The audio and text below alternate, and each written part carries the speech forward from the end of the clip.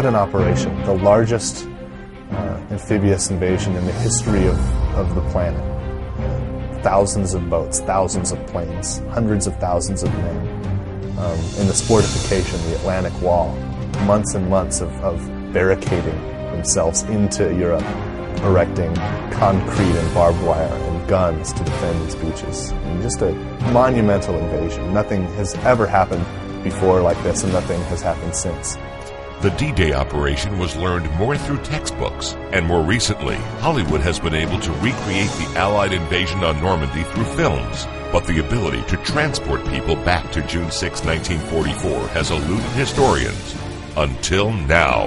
It's a new, history book that's more interactive. You know, you're taking a slice of history and you're putting it into the game, and it's really interesting just because it's very interactive. It's very true to what actually happened. You play the role of a paratrooper, and on the actual the initial jump into D-Day, and you need to take the town of Carentan and repel the Germans and fight them all off as best you can. We can recreate the battlefield exactly as the battlefield was, but the player is the one reliving the battle. We would be able to be true to the experience, let people be in the boots of these soldiers, and to really be, they don't have a time machine, so we want to be able to let them go back in time and experience what it's like to be a soldier in 1944, and to be in France at that time. What was that like? That's really the question that we were trying to answer while making this game. The battles that happen in the game are extremely close to the battles that happened in those locations that we dug information about and recreated. When we set out to tell the story of a squad of soldiers from the squad level, we didn't start with D-Day, actually. All we started with was wanting to be a soldier at the squad level, to really understand that brotherhood between soldiers. So we studied war. Which squad should we talk about? Where do we begin? It is a story about the paratroopers of the 101st Airborne Division who jumped behind enemy lines on D-Day. Now, our unit that we are featuring in this video game is the 502nd Parachute Infantry Regiment of the 101st Airborne Division. And we're actually focusing on one squad. And this is a story based on history. It is a story based on true life, although Sergeant Matt Baker himself is a fictional character, is based on the true history of actual characters who fought in World War II and were actually from the 502nd Parachute Infantry Regiment. These guys, these paratroopers, jumped behind enemy lines before the invasion to settle it. And their objective was to make the invasion possible and to make the invasion succeed. They had to knock out the beach defenses so that the guys could actually get onto the beach. They had to hold the flanks so that the German plan of driving that invasion force back into the sea when it happened would fail. The paratroopers, guys that had nothing but what they jumped out of the planes with, had to hold off Panzer tanks. It's amazing.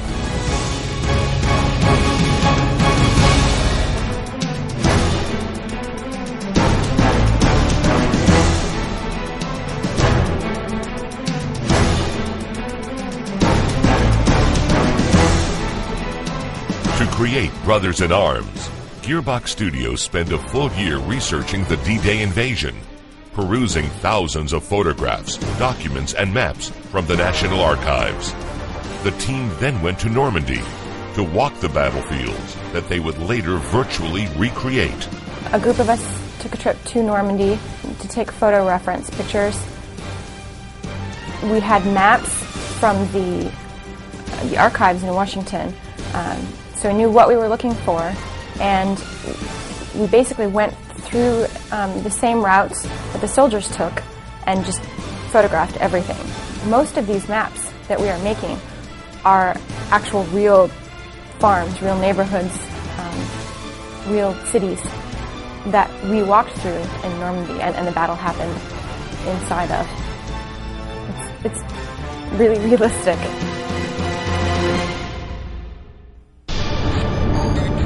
Along with the extensive research in history came the task of blending fiction with history through a script that tells the story of the men of the 101st Airborne. So Brothers in Arms is about that brotherhood between soldiers, and it's about these guys and why they do what they do and how they manage it. In World War II, amazing things happened, real things that are more amazing than any of the fictional things that we've covered in any of these action games we've made. And to tell these stories and to actually take the care and effort to try to reach a new level of authenticity as we tell these stories has been very, very exciting for us, and it's something that I've been embroiled in for a long time, and it's exciting to see it come together with Brothers in Arms. The church steeple at Carentan is a good reference point. It helped us locate this position here. This is the position where the 502nd Parachute Infantry Regiment met the 17th Waffen-SS.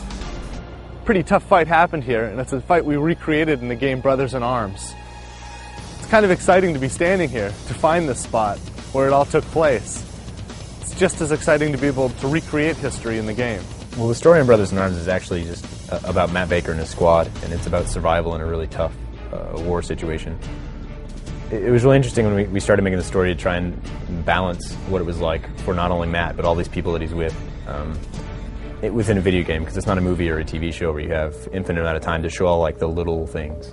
Like you don't show guys hanging around drinking coffee, you don't show guys hanging around smoking, so finding those moments and still telling a really good story was actually really tough. Like the main goal was essentially to make characters in a war game which people would know by name and remember and talk about, because not naming any names, but if you look at some other war games, chances are, if you remember the name, it's because he was named John something. Let's do it right. Let's actually live this fantasy. That means let's go to the real places and let's mingle with the real men, and let's go into it understanding what actually took place so that we can recreate it. And I think in hindsight, I'm not sure I would have made that decision if I knew how much it was going to cost and how much time it was going to take to do it right. But now that we're here, I'm glad we did. In terms of writing, I researched slang of the era. I researched a lot of the pop culture of the era. There's a little interchange between Alan Granett and Leggett in the game where they talk about Batman and Superman, and I wasn't really sure if that was going to fly, but I actually found some video of some guys talking about some of the comic books they were reading in World War II, and sure enough, Batman, Superman, Aquaman, all kinds of stuff like that. So it was really interesting to have like a pop culture reference in 1944. The town of Sainte-Marie-de-Mont was liberated by U.S. paratroopers of the 101st Airborne in June 6, 1944. By June 7th, all of the German defenders had been eradicated. This town is famous. In fact, today, behind me, an American flag and a French flag stand together. There's a lot of history here, and in the creation of Brothers in Arms, we wanted to recreate that history, to put you in the boots of a paratrooper and bring you back in time to 1944. So our art team came to Normandy, France, came here and captured all of these buildings on film, took photos of them so that we could recreate them. And we compared those photos to pictures that we gathered from the U.S. National Archives, photographs taken by aerial reconnaissance planes. And by comparing the photos from today and the photos from then, we were able to recreate history so that we could put you back in time when you play Brothers in Arms.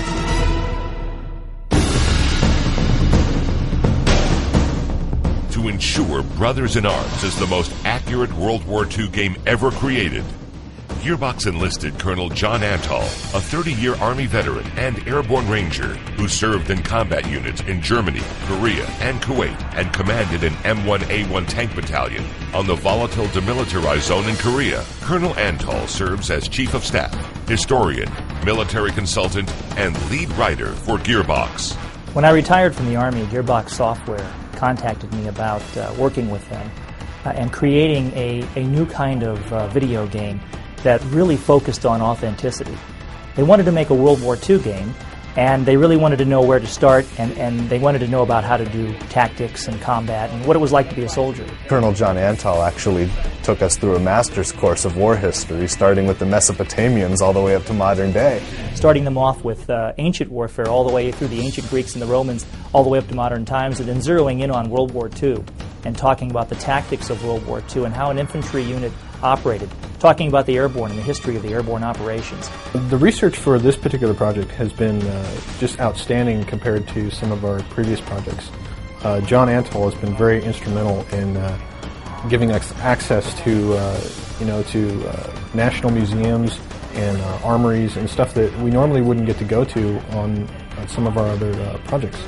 When I got to Gearbox, I found out that this the whole video game medium, which I'd played video games before, but the whole video game medium had been grown, and it was increasing in capability to a way that the technology now allows us to tell some really compelling stories in some unique ways. The Colonel also made sure the development team understood what it was like to be a soldier. Took them out on a field training exercise where we ran around the field for 24 hours and experienced what it was like to be a soldier. Everything from digging foxholes to eating rations to fighting mock battles using paintball. FTX stands for Field Training Exercise, and it was a chance for us to get out in the field and actually experience what soldiers experience. Gearbox Software sent all the developers out, including myself, to Killeen, Fort Hood area. They sent us out to just understand how it is to be a soldier. All met up one morning, early one morning, and boarded a bus and drove out to Fort Hood, Texas. We trained for a day in squad maneuvers, in how to get down on the ground, get under cover, how to use cover, how to recognize cover, how to march, how to sing soldier songs, and so forth. Let me tell you, it was very difficult. It is really hard to communicate, especially for a non-soldier, to communicate with all of the other men and to really get your points across to them, to say, to get them in formation, to stay in formation. It's a lot of work. I mean, it's amazing. We had to get into character, so to speak. He put us into lines and made us get our gear in line in a certain order. Everybody was a little nervous because, we had this Army colonel barking orders at us. And now looking back on it, I could tell he was enjoying himself for doing this. And then the next day we woke up early, a lot earlier than we wanted to, and played some paintball. And we used the squad tactics that we had learned the previous day. And man, it was the best game of paintball I've ever played. So they learned a lot by doing that. I think they learned most importantly that it's a tough job.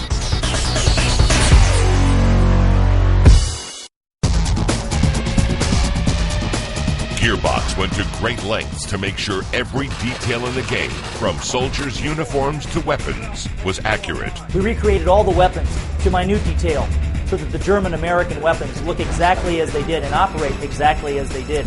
It was amazing how, if you're going to make a weapon, for instance, and you've never fired a weapon, how you can probably make a pretty good look-alike, but you don't really understand it in the same way. So we've had an opportunity to take the entire Gearbox team out, and they actually fired World War II weapons. They had a familiarization with all of those weapons. They know the kick that a rifle gives. They know the sound. They know the weight in their arms and when they carry it. Paid a visit to the Aberdeen Ordnance Museum, National Ordnance Museum up in Aberdeen, and they gave us, Dr. Atwater up there gave us full access to their armory, and we got to photograph and use and just examine every weapon they had that was from the World War II era and beyond. And we're able to shoot them, just individual members of the team, to see how they felt, to see how the smoke came off of them, to see how loud they were, which was a lot louder than we thought they would be, and just to feel how inaccurate they were, deal with jams, all the different things that we didn't realize about guns and how difficult they are to use and how dangerous they are. The magazine is inserted here at the bottom, and this is the magazine release button. So when you put the magazine in, you want to make sure that it's seated properly, and to take it out, you push the button, and then you pull it out. Tell me about this safety here. Right here is a little button. You know how this works? It locks the bolt back? That's right. All right. Okay?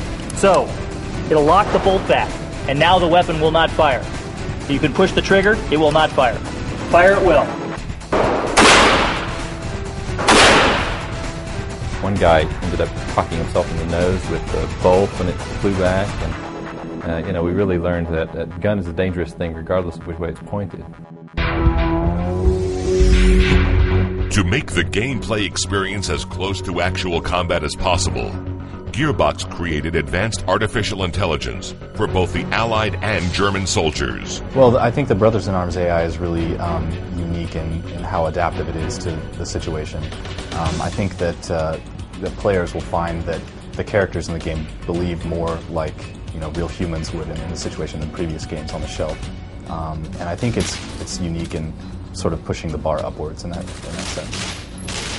The enemy AI in the game is designed to be as reactive as possible, so we really want the enemy AI to behave in a way that will support the gameplay. So we'll support what the player does, and as an example, we have the whole concept of suppression in the game, and so the enemy AI will react by behaving suppressed. If you put a lot of fire on an enemy unit, that enemy unit will get down behind cover and not shoot back as much at you. Also, they'll respond by flanking you if you, say, go into a certain area, and that's the more reactive that the enemy AI is, the more that the player will get out of it. The fun factor will be that much higher. And we can do this authentically, right? We can get real soldiers to teach us the battle drills and the tactics training that they had, and create a program that simulates it. So in certain situations, when incoming fire happens and the drill is, hit the deck or find cover, this takes place in the game, and the characters respond naturally. They're not waiting for me to tell them exactly what to do, and they're not pre-scripted to do it the same way every time. It's a dynamic, flowing system. If the level designers and me as an AI programmer do our job, then nobody playing this game will even think about AI. That's the goal of all this. And so it's really just working with the level designer to make sure that the combat scenario works, that it flows correctly, that it feels good, that it rewards the player for doing the right thing, which is suppressing and flanking, and punishes him for doing the wrong thing, which would be, say, Ramboing, or running up the center and guns a-blazing and all that. This is a typical test map that we use to test AI and combat gameplay. And what you see here is one aspect of AI that we've worked quite a bit on, and that's the use of cover. This soldier right here is using this spot as standing cover, and as you can see, he's hunkered behind this wall and he leans out to fire. These soldiers over here, by contrast, are using crouched cover, and so they find spots behind this wall from which they can fire over. This is a really fun aspect of AI to work on. This soldier right here adjusted to a new cover spot because he wasn't getting enough vantage over there. So this map kind of demonstrates that in action. We use a lot of maps like these to test AI and gameplay, and so we spend a lot of time running this sort of map. One thing about Brothers in Arms that sets us apart from some of our previous titles that we've done is in this particular game we've implemented a inverse kinematics, or a physics system that allows characters to function as if there were like gravity in the world. So, for example, imagine a puppeteer, and the puppet is held up by strings. And if the puppeteer were to let go of those strings, the puppet would fall and collide with the ground, accordingly. Well, we have this function, while it's not done with strings, but in our game, it's done with math, where characters can be, thrown into a certain direction, and their bodies are set up in a way so that they'll collide with things. Like they'll collide with a wall, or they'll collide with a fence, and they'll be hanging over the fence. So this is a great effect for things like grenades. So if a grenade blows up next to a guy and it sends him flying through the world, he'll catch onto a tree or catch onto a fence and kind of hang over it and dangle down. And it's just visually it's stunning to see guys go flying through the air, and it's really exciting. The multiplayer team spent a lot of time researching the environments and the events that happened in this period of the war. We actually had some designers go over to Normandy and scout locations, trying to find areas that were visually unique, but also lended themselves very well to gameplay. We also spent a lot of time with Colonel John Antal discussing the various types of missions that soldiers would have gone on during this period of time, not only from the Allied force, but also from the German point of view, which is something that isn't covered in the single-player portion of the game. With FTX training and real rifle shooting as newfound skills and advanced AI covered, the team then set about to create Brothers in Arms, one of the most realistic and accurate World War II shooters ever made. The team went to great detail in getting human performances into the game's 3D characters. Or have you come running in, actually have you come running in, take a stance, give a move out order, and then take a knee, that might actually work out pretty well. Something like that, or a rally, do a rally. But you have to come running in from over here. So.